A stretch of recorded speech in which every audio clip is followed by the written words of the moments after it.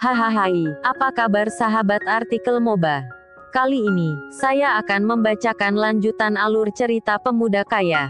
Tapi sebelum mendengarkan kisahnya, silakan cari posisi yang nyaman, jauhi keramaian, dan jangan lupa, pasang handsetnya.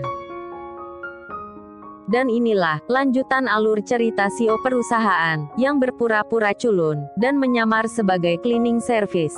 Episode 137. Di episode sebelumnya terlihat, Brian yang baru saja datang. Melihat Aditya dipermalukan oleh William dan teman-temannya, ia pun langsung bergegas menghampiri Aditya, lalu berkata, "Kami memang bukan berasal dari keluarga kaya seperti kalian. Tapi, itu bukan berarti kalian bisa berbuat semena-mena padanya," ucap Brian dengan lantang. Mendengar ucapan Brian, teman-teman William tak ada yang berani untuk berkata. Di sela itu terlihat, William tersenyum.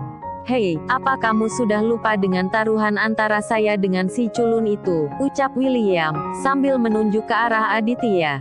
Setelah itu terdengar lagi, William berkata, "Tadi itu, wakil presidir dari perusahaan Orion, datang menemuiku. Dan dia mengajakku untuk bergabung di perusahaan Orion. Apa kamu mau tahu, jabatan yang akan saya dapat di perusahaan itu?" ucap William sambil tersenyum sinis. Mendengar ucapan William, Aditya pun langsung mengerutkan keningnya, lalu berkata, "Memangnya jabatan apa yang akan kamu dapatkan di perusahaan itu?" ucap Aditya. "Hahaha, oke aku kasih tahu," ucap William, lalu melanjutkan kembali perkataannya. "Di sana, aku akan menduduki jabatan sebagai wakil presidir, untuk menggantikan Tuan Smith, yang saat ini masih menjabat sebagai wakil dari presidir di perusahaan Orion," ucap William sambil tertawa keras. Sementara Aditya, mendengar ucapan William, ia pun tersenyum, lalu berkata, "Itu kan baru tawaran dari wakil presidirnya Orion. Dan belum tentu, presidir di perusahaan itu juga menyetujui. Bisa saja dia menolakmu," ucap Aditya. Mendengar ucapan itu, William pun berkata, culun, tentu saja presidir perusahaan itu akan menerimaku. Secara, si presidir tersebut tidak mengerti apa-apa tentang bisnis yang sekarang dipegangnya. Jadi dia perlu orang pintar sepertiku, untuk membantunya mengelola perusahaan itu. Jadi, dia tidak punya alasan untuk menolakku, ucap William. "Sepertinya kamu terlalu percaya diri," ucap Aditya, lalu melanjutkan kembali perkataannya. "Bagaimana jika taruhannya kita gandakan? Jika kamu bisa menduduki jabatan sebagai wakil presidir di perusahaan Orion, maka saya akan mengikuti apapun yang kamu katakan. Tapi jika tidak, maka kamu harus membersihkan seluruh kamar mandi di universitas ini, selama sebulan penuh. Bagaimana, apa kamu setuju?" ucap Aditya. Mendengar ucapan itu, William pun tertawa. "Hahaha, oke, saya setuju," ucap William, lalu melanjutkan kembali perkataannya. "Awas, jangan coba-coba untuk lari." "Kamu tidak perlu khawatir, saya tidak akan lari," sahut Aditya. Sementara Bimo, mendengar Aditya yang menggandakan taruhan, ia pun berkata, "Dit, kamu gila ya? Kenapa kamu menggandakan taruhan? Sudah nyata, William akan menduduki jabatan itu," ucap Bimo dengan suara pelan. Di sela itu terdengar, Brian berkata, "Dit, mending sekarang kamu batalin taruhan itu," ucap Brian, lalu kembali melanjutkan perkataannya. Namun, baru saja akan melanjutkan perkataannya, tiba-tiba terdengar pengumuman yang disampaikan lewat pengeras suara, yang mengatakan agar seluruh mahasiswa semester akhir segera berkumpul di aula universitas, karena ada sesuatu hal yang ingin disampaikan oleh dekan di universitas itu. Mendengar pengumuman itu, William dan teman-temannya pun langsung bergegas ke tempat yang dimaksud. Namun sebelum melangkahkan kakinya, William pun menyempatkan diri untuk berkata pada Aditya, "Ingat, jangan coba-coba untuk meninggalkan universitas ini. Kalau kamu berani melakukannya, maka saya akan meminta para bodyguard papaku untuk menghajarmu," ucap William, lalu bergegas melangkahkan kakinya. Sementara Bimo, terlihat saat itu, ia pun ingin segera bergegas ke aula universitas, untuk mendengarkan apa yang ingin disampaikan oleh dekan di universitas itu. Lain halnya dengan Brian, yang seolah tak memperdulikan pengumuman itu. Terlihat saat itu, Brian yang masih berbicara dengan Aditya. Melihat tingkah Brian, Bimo pun berkata, "Hei bro, apa kamu tidak ingin ke sana? Mungkin ada hal penting yang ingin disampaikan oleh Pak Dekan, hingga beliau menyuruh kita berkumpul di sana," ucap Bimo. "Tidak, kamu pergilah sendiri," sahut Brian, lalu kembali berbicara pada Aditya. Sementara Aditya mendengar ucapan Brian, ia pun langsung membujuknya untuk pergi ke aula universitas. Setelah beberapa saat dibujuk oleh Aditya, Brian pun berkata, "Oke baiklah. Tapi kamu benaran tidak kenapa-kenapakan," ucap Brian. "Sudahlah, saya tidak apa-apa, jangan terlalu memikirkanku," sahut Aditya, sambil menepuk bahu Brian. Mendengar ucapan itu, Brian pun langsung bergegas mengikuti langkah kaki Bimo. Tak berapa lama kemudian, mereka berdua pun telah sampai di aula universitas. Terlihat saat itu, seluruh mahasiswa semester akhir telah berkumpul di tempat tersebut. Terlihat pula saat itu, seorang pria parubaya dengan rambut yang sudah mulai memutih, yang baru saja sampai di tempat tersebut, yang diketahui bernama Tuan Dimitri, yang tidak lain adalah dekan di universitas itu. Terlihat pula saat itu, Pak Antoni dan beberapa profesor di universitas tersebut, yang melangkah mengikuti langkah Tuan Dimitri, yang saat itu telah naik di podium yang telah disediakan.